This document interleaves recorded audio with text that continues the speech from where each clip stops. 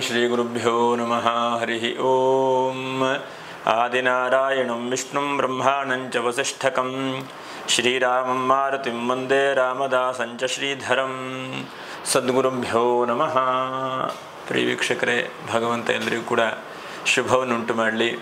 August ತಿಂಗಳಿನ ಮಾಸ ಭವಿಷ್ಯ ಸಿಂಹರಾಶಿಯವರಿಗೆ ಹೇಗಿದೆ? ಏನಾದರೂ ಲಾಭವಾಗುತ್ತಾ, ನಷ್ಟವಾಗುತ್ತಾ, ಅಥವಾ ಇನ್ನು ಕಷ್ಟವಾ? ಈಗೆಲ್ಲ ನಾವು ಗಮನಿಸೋಣ. ನೋಡಿ, ನಾವು ಹೇಳುವಂಥದ್ದು ಇದು ಗೋಚಾರ ಫಲ ಅಂಥೇಳಿ. ಜಾತಕದ ಮೇಲೆ ದಶಾಭುಕ್ತಿಗಳ ಮೇಲೆ ಸ್ವಲ್ಪ ವ್ಯತ್ಯಾಸವೂ ಕೂಡ ಬರಬಹುದು. ಈ ಆಗಸ್ಟ್ ತಿಂಗಳಲ್ಲಿ ನೋಡಿ, 4ನೇ ತಾರೀಕಿಗೆ ಅಮಾವಾಸ್ಯೆ ಇದೆ. ಹಾಗೆ 8ನೇ ತಾರೀಕಿಗೆ ನಾಗ ಚತುರ್ಥಿ, 9ನೇ ತಾರೀಕಿಗೆ ನಾಗರ ಪಂಚಮಿ. ಹಾಗೆ ಪ್ರತಿ ಈ ಒಂದು ಶ್ರಾವಣ ಮಾಸದಲ್ಲಿ ವಿಶೇಷವಾಗಿ ಮಂಗಳಗೌರಿ ವ್ರತವನ್ನು ಮಾಡ್ತಾರೆ. ಹಾಗೆ ಮಂಗಳಗೌರಿ ವ್ರತವನ್ನು ಮಾಡುವಂಥದ್ದು. ಅನಂತರದಲ್ಲಿ 16ನೇ ತಾರೀಕಿಗೆ ವರಮಹಾಲಕ್ಷ್ಮಿ ಪೂಜೆ ಮಾಡುವಂಥದ್ದು, ವ್ರತ ಮಾಡುವಂಥದ್ದು. ಹಾಗೆ 17ನೇ ತಾರೀಕಿಗೆ ಪುನಃ ಸಂಕ್ರಾಂತಿಯೂ ಕೂಡ ಇದೆ. ಇನ್ನು 19ನೇ ತಾರೀಕಿಗೆ ಹುಣ್ಣಿಮೆ ಅಂದರೆ ರಕ್ಷಾಬಂಧನ ಇದೆ. ಯಜುರ್ವೇದಿಗಳಿಗೆ ಉಪಕ್ರಮ ಮಾಡುವಂಥದ್ದು. ಹಾಗೆ 20ನೇ ತಾರೀಕಿಗೆ ಗಾಯತ್ರಿ ಪ್ರತಿಪತ್ತಿದೆ. 22ಕ್ಕೆ ಸಂಕಷ್ಟಹರ ಗಣಪತಿ ಪೂಜೆ ಮಾಡುವಂಥದ್ದು. ಶ್ರಾವಣ ಮಾಸದಲ್ಲಿ ಪ್ರತಿ ಶನಿವಾರವೂ ಕೂಡ ಈಶ್ವರನಿಗೆ, ವಿಷ್ಣುವಿಗೆ ವಿಶೇಷವಾಗಿ ಪೂಜೆ ಮಾಡುವಂಥದ್ದು. ಹಾಗೆ ಇನ್ನೊಂದು ವಿಶೇಷವಾಗಿ ಕೃಷ್ಣ ಜಯಂತಿ ಅಂತ ಹೇಳಿದೆ. ಹಾಗೆ ಕೃಷ್ಣಾಷ್ಟಮಿಯೂ ಕೂಡ 26ನೇ ತಾರೀಕಿಗಿದೆ. ಹೀಗೆ ಈ ತರಹ ಒಂದು ನಿಮಗೆ ಹಬ್ಬ ಹರಿದಿನಗಳು ಕೂಡ ಇದೆ. ಯಾಕಂದರೆ ಶ್ರಾವಣ ಮಾಸ ಆದದ್ರಿಂದ ವಿಶೇಷವಾಗಿ ಈಶ್ವರನನ್ನು, ವಿಷ್ಣುವನ್ನು ಎಲ್ಲವನ್ನು ಕೂಡ ಆರಾಧನೆ ಮಾಡುವಂಥದ್ದು. ಮಂಗಳಗೌರಿ ವೃತರು ವಿಶೇಷವಾಗಿ ನೋಡಿ, ಮಾಂಗಲ್ಯ ವೃದ್ಧಿಯಾಗಲಿ ಅಥವಾ ಮನೆಯಲ್ಲಿ ಮಂಗಳವಾಗಲಿ ಅಂಥೇಳಿ ಒಂದು ಮಂಗಳಗೌರಿ ವ್ರತವನ್ನು ಕೂಡ ಮಾಡುವಂಥದ್ದು. ಹೀಗೆ ಇಂತಹ ಪೂಜೆ ಪುನಸ್ಕಾರ ಮಾಡುವಂತಹ ಒಂದು ಶುಭವಾದಂತಹ ಒಂದು ತಿಂಗಳು ಅಂತಲೂ ಕೂಡ ಹೇಳಬಹುದು. ಇನ್ನು ನೋಡಿ, ಗ್ರಹಸ್ಥಿತಿ ಹೇಗಿದೆ? ರಾಶಿಯಲ್ಲಿ ರವಿ, ಹಾಗೆ ಬುಧ ಶುಕ್ರರು ಕೂಡ ರಾಶಿಯಲ್ಲಿ, ಧನಾಧಿಪತಿ ರಾಶಿಯಲ್ಲಿದ್ದಾನೆ. ಹಾಗೆ ದ್ವಿತೀಯ ರಾಶಿಯಲ್ಲಿ ಕೇತು. ಹಾಗೆ ಇನ್ನು ನೋಡಿ, ವಕ್ರವಾದಂಥ ಶನಿಯೂ ಕೂಡ ಇದ್ದಾನೆ. ಯಾಕಂದರೆ ಸಪ್ತಮ ರಾಶಿಯಲ್ಲಿರುವಂಥ ಶನಿ ವಕ್ರವಾಗಿ ಷಷ್ಠ ರಾಶಿಗೆ ಬಂದಿದ್ದಾನೆ. ಒಂದಂತಕ್ಕದು ಒಳ್ಳೆಯದೇ ನಿಮಗೆ.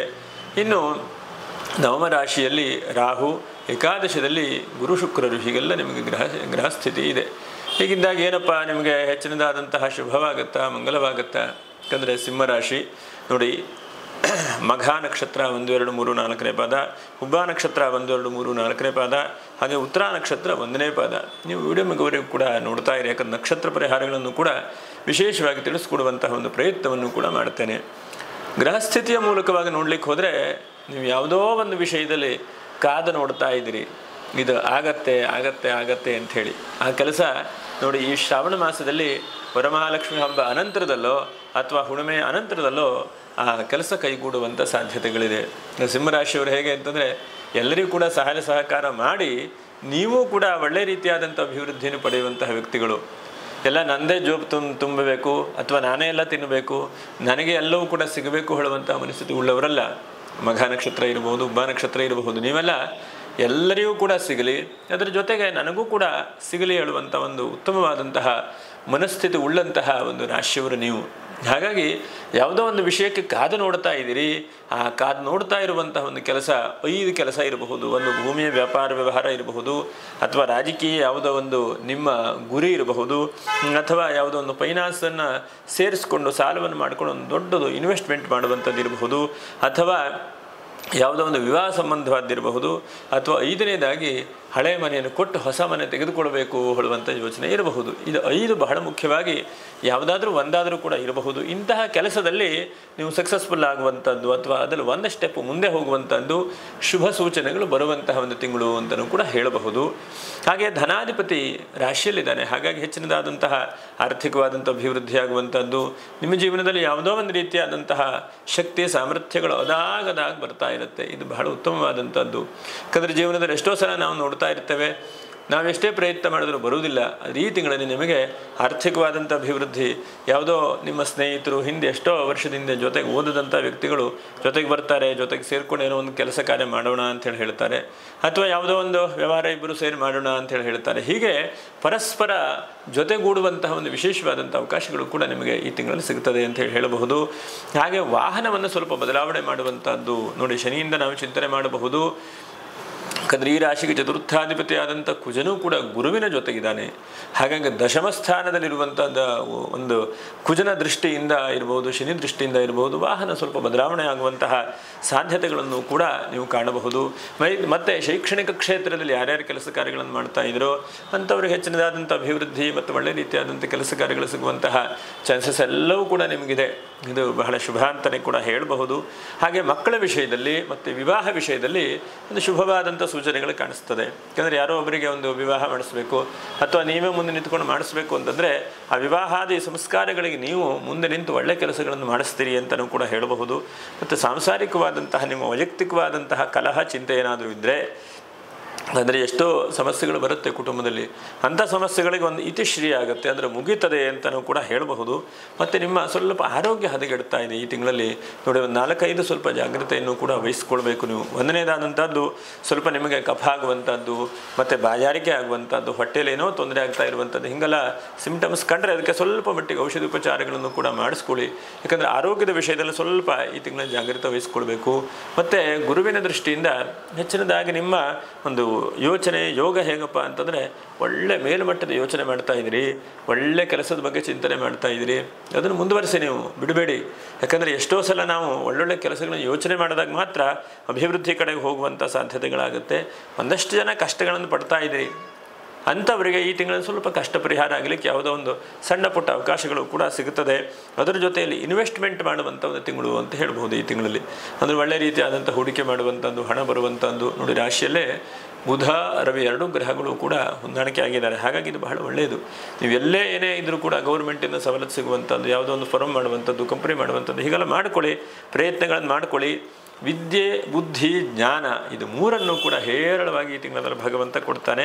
ವಿದ್ಯಾರ್ಥಿಗಳಿಗೆ ಅನುಕ ಇರುತ್ತೆ, ದೊಡ್ಡವರಾದಂತಹ ವ್ಯಕ್ತಿಗಳಿಗೂ ಕೂಡ ಒಳ್ಳೆ ಸದ್ಬುದ್ಧಿ, ಒಳ್ಳೆ ರೀತಿಯಾದಂತಹ ಚಿಂತೆಯ ಆಲೋಚನೆ ಮಾಡುವಂಥದ್ದು, ಸಕಾರಾತ್ಮಕವಾದಂತಹ ಚಿಂತನೆಗಳು ನೀವು ಬರ್ತಾ ಹೋಗ್ತದೆ. ಸ್ವಲ್ಪ ಪ್ರಯಾಣ ಯೋಗವು ಕೂಡ ನಿಮಗಿದೆ ಅಂತ ಹೇಳ್ಬೋದು ಈ ತಿಂಗಳಲ್ಲಿ. ಏನೋ ಒಂದು ಕಡೆ ಹೋಗುವಂಥದ್ದು, ನೋಡುವಂಥದ್ದು, ಪ್ರಯಾಣ ಮಾಡಿ ಒಂದು ಮನಸ್ಸಿಗೆ ಸಮಾಧಾನಪ, ಏನೋ ಒಂದು ಒಳ್ಳೆ ರೀತಿಯಾದಂಥ ಕೆಲಸ ಕಾರ್ಯ ಮಾಡಿದೆ ಅಂತ ಹೇಳುವಂಥದ್ದು. ಸೋದರರಿಂದ ಅಭಿವೃದ್ಧಿ ಇದು ಬಹಳ ಮುಖ್ಯವಾಗಿ.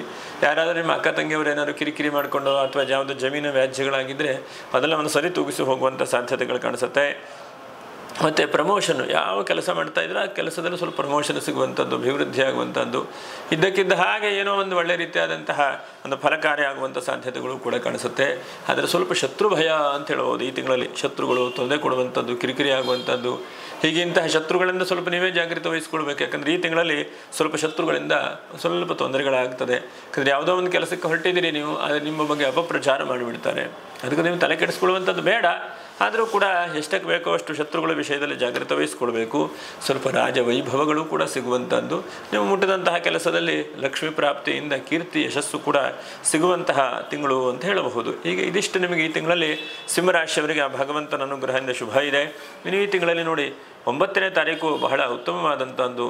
ಯಾಕಂದರೆ ಶುಕ್ರವಾರವೂ ಕೂಡ ಇದೆ, ಆ ದಿವಸ ಪೂಜೆ ಪುನಸ್ಕಾರಗಳನ್ನು ಮಾಡ್ಕೊಳ್ಳಿ. ಮತ್ತು ವಿಶೇಷವಾಗಿ ನಾಗರ ಪಂಚಮಿ ಇದೆ.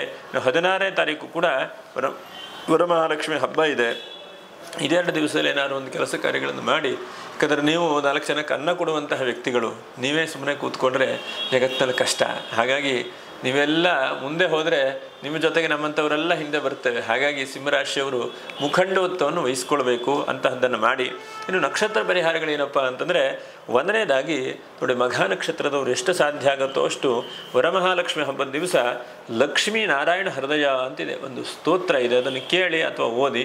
16ನೇ ತಾರೀಕಿಗೆ ಎಷ್ಟು ಸಾಧ್ಯ ಆಗುತ್ತೋ ಅಷ್ಟು ಲಕ್ಷ್ಮೀ ಪೂಜೆ ಮಾಡುವಂತಹ ಪ್ರಯತ್ನಗಳನ್ನು ಮಾಡಿ ಆ ಮಹಾಲಕ್ಷ್ಮಿಯನ್ನು ಅನುಗ್ರಹ ಪಡ್ಕೊಳ್ಳಿ. ಮತ್ತು ಲಕ್ಷ್ಮೀ ಸಹಸ್ರನಾಮ ಅಂತಿದೆ, ನೀವು ಕೇಳಿರ್ತೀರಿ, ಸ್ವಲ್ಪ ವಿರಳ ಇದು. ಯಾಕಂದರೆ ವಿಷ್ಣು ಸಹಸ್ರನಾಮ, ಲಲಿತಾ ಸಹಸ್ರನಾಮ ಇರುತ್ತದೆ, ಅದೇ ತರಹ ಲಕ್ಷ್ಮೀ ಸಹಸ್ರನಾಮ ಅಂತಿದೆ. ಆ ಲಕ್ಷ್ಮೀ ಸಹಸ್ರನಾಮವನ್ನು ಓದುವಂಥದ್ದನ್ನು ಸಂಧ್ಯಾಕಾಲದಲ್ಲಿ ಮಾಡಿ. ಹುಬ್ಬ ನಕ್ಷತ್ರದವರು 19ನೇ ತಾರೀಕಿಗೆ ಹುಣ್ಣಿಮೆ ಇದೆ. ಆ ದಿವಸ ಎಷ್ಟು ಸಾಧ್ಯ ಆಗುತ್ತೋ ಅಷ್ಟು ನಿಮ್ಮ ಕೈಲಾದ ಮಟ್ಟಿಗೆ ವಿಷ್ಣು ಆರಾಧನೆ ಅಥವಾ ವಿಷ್ಣು ಸಹಸ್ರನಾಮ ಹೇಳುವಂಥದ್ದು, ಅಥವಾ ಸಂಧ್ಯಾಕಾಲದಲ್ಲಿ ಎಲ್ಲಾದರೂ ವಿಷ್ಣುವಿನ ದೇವಸ್ಥಾನ ಇದ್ರೂ ಹೋಗುವಂಥದ್ದು, ಇದನ್ನೆಲ್ಲ ಮಾಡ್ತಾ ಬನ್ನಿ. ಉತ್ತರ ನಕ್ಷತ್ರ 1ನೇ ಪಾದ, ನೀವು ಎಷ್ಟು ಸಾಧ್ಯ ಆಗುತ್ತೋ ನಿಮಗೆ 20ನೇ ತಾರೀಕು ಗಾಯತ್ರಿ ಪ್ರತಿಪತ್ತು ಮತ್ತು ಮಂಗಳಾರತಿ ಮಂಗಳಗೌರಿ ವೃತ್ತ ಇದೆ. ಹಾಗಾಗಿ 20ನೇ ತಾರೀಕಿಗೆ ಗಾಯತ್ರಿ ಜಯಂತಿ ಇದೆ. ನೀವು ಸೂರ್ಯನಾರಾಯಣನ ಗಾಯತ್ರಿ ಮಂತ್ರಗಳ ಉಪದೇಶ ಇದ್ದರೆ ಗಾಯತ್ರಿ ಮಂತ್ರದ ಜಪಗಳನ್ನು ಆರಾಧನೆಗಳನ್ನು ಮಾಡ್ತಾ ಬನ್ನಿ.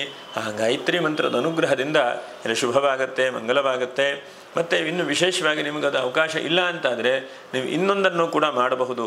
ವಿಶೇಷವಾಗಿ ಮುತ್ತುಕದ ವೃಕ್ಷ ಜ್ಞಾಪಕ ಮಾಡಿಕೊಳ್ಳಿ. ಮುತ್ತುಕದ ಎಲೆ ಸಾಮಾನ್ಯವಾಗಿ ಊಟ ಮಾಡುವಾಗ ಹಿಂದೆ, ಈಗ ಕೆಲವೇ ವರ್ಷದ ಹಿಂದೆ, ಒಂದು 6-7 ವರ್ಷದಿಂದ 5-6 ವರ್ಷದಿಂದೆಲ್ಲ ಈಗೂ ಕೂಡ ನಡೀತದೆ, ಆ ಎಲೆಯನ್ನು ಸಣ್ಣಕ್ಕೆ ಹೊದ್ದುಬಿಟ್ಟು ಅದರಲ್ಲಿ ಊಟ ಮಾಡುವಂಥ ವ್ಯವಸ್ಥೆ ಇತ್ತು. ಅದು ನೋಡಿ, ಮುತ್ತುಕದ ಎಲೆ ಅಂದರೆ ಗೊತ್ತಾಗುತ್ತೆ ನಿಮಗೆ. ಅಂತಹ ಆ ವೃಕ್ಷಕ್ಕೆ ನಮಸ್ಕಾರ ಮಾಡಿ 20ನೇ ತಾರೀಕಿಗೆ ಮಾಡಿ. ಅದು ಕೂಡ ವಿಶೇಷವಾಗಿ ಸಂಸ್ಕೃತದಲ್ಲಿ ಸುಶ್ರವಸ ಅಂತ ಹೇಳಿ ಕರೀತಾರೆ. ಅದರಲ್ಲಿ ನಾವು ಜಪ ಮಾಡಿದ್ರೆ, ಕೇಳಿದ್ರೆ, ಪ್ರಾರ್ಥನೆ ಮಾಡಿದ್ರೆ ಅದೆಲ್ಲ ನಮಗೆ ಅನುಗ್ರಹ ಮಾಡ್ತದೆ. ಇದಿಷ್ಟು ಮಾಡಿಕೊಳ್ಳಿ ಸಿಂಹರಾಶಿಯವರು. ಎಲ್ಲ ಶುಭವಾಗುತ್ತೆ, ಮಂಗಲವಾಗುತ್ತೆ.